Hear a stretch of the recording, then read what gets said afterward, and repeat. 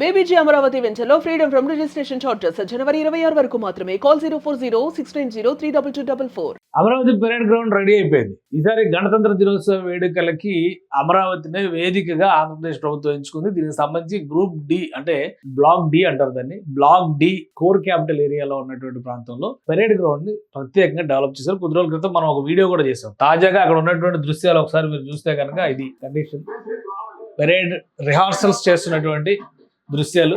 So ఈ parade ground మొత్తం కూడా 20 ఎకరాల విస్తీర్ణంలో డెవలప్ చేశారు. అటు ఐఏఎస్ ఆఫీసర్స్ బంగ్లాలు, ఇటు IAS officers quarters, MLA MLC quarters ఇవన్నీ ఉన్నటువంటి ప్రాంతంలోనే ఒక రిహార్సల్ వేశారు. చూడండి బ్యాక్ సైడ్ క్లియర్ కనిపిస్తుంది ఈ భవనాల సముదాయం. ఇది అమరావతి పరేడ్ గ్రౌండ్ వైభవం.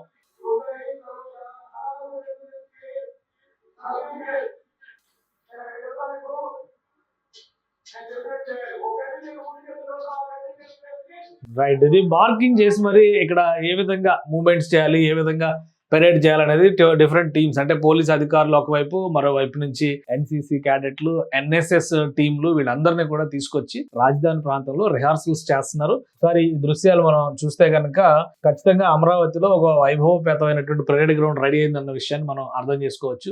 కమాండోస్ అలానే రేపు శకటాలు కూడా వస్తాయి. ఒక డ్రెస్డ్ రిహార్సల్ జరిగేటువంటి అవకాశం కూడా ఉంది. టోటల్ డిస్టెన్స్, స్పేస్ వీటన్ని దృష్టిలో పెట్టుకొని చుట్టుపక్కల అంబియన్స్ అంతా కూడా అదిరిపోతున్నాయి అనేటువంటి అభిప్రాయం వస్తుంది. అమరావతిలో ఫస్ట్ పరేడ్ కావడం, అక్కడ ఏర్పాట్లు తాత్కాలికంగా కనిపిస్తున్నప్పటికీ, ఎందుకంటే గ్రౌండ్ ని మార్చ్ స్పేస్ కి సంబంధించినటువంటి వ్యవస్థలను డిజైన్ చేశారు. అటుపక్క ఇటుపక్క గ్యాలరీల తరహాలో అభివృద్ధి చేశారు. ఒక డయాస్ ని కూడా ఏర్పాటు చేశారు సాంస్కృతిక కార్యక్రమాలు చేయడం కోసం.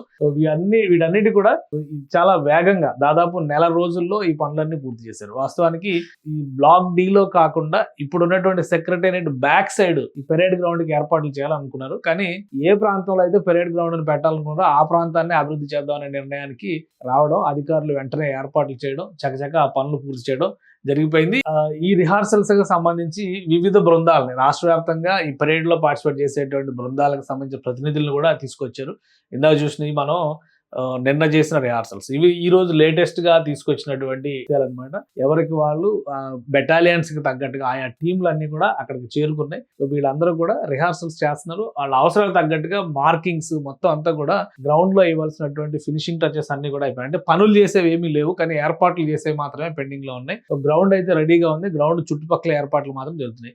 2026 జనవరి 26 ఒక మెమరబుల్ డే కాబోతుంది. అమరావతి చరిత్రలో మొదటి గణతంత్ర దినోత్సవ వేడుకలకి ఇది వేదిక కాబోతుంది. దీంతో పాటు రాబోయేటువంటి స్వాతంత్ర దినోత్సవ వేడుకలు అంటే ఆగస్టు 15 అలానే జనవరి 26 ఇక్కడి నుంచి ఈ వేడుకలన్నీ కూడా అమరావతిలోనే జరుగుతాయి. బహుశా ఇదే ప్రాంగణాన్ని ఉపయోగించేటువంటి అవకాశం ఉంది. ప్రస్తుతం గవర్నమెంట్ బ్లాక్స్ ఏవైతే డెవలప్ అవుతున్నాయో ఆ సమీపంలోనే ఈ పరేడ్ గ్రౌండ్ ని రూపొందించారు, అభివృద్ధి చేశారు.